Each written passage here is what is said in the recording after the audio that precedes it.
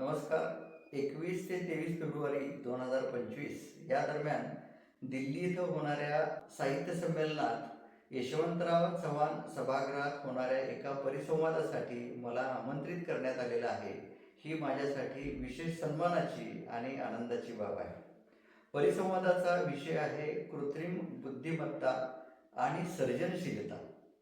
हा परिसंवाद श्रीयुत सौरभ करंदीकर यांच्या अध्यक्षतेखाली पार पडणार आहे आणि यामध्ये सहभागी होत आहेत श्रीयुत बालाजी सुतार, श्रीयुत सम्राट फडणीस, श्रीयुत श्रीमंत माने आणि डॉक्टर राजेश खरात. खरं तर कृत्रिम बुद्धिमत्तेसारखा विषय या साहित्य संमेलनात समावेश करण्यात आलेला आहे, ही विशेष कौतुकाची बाब आहे. धन्यवाद.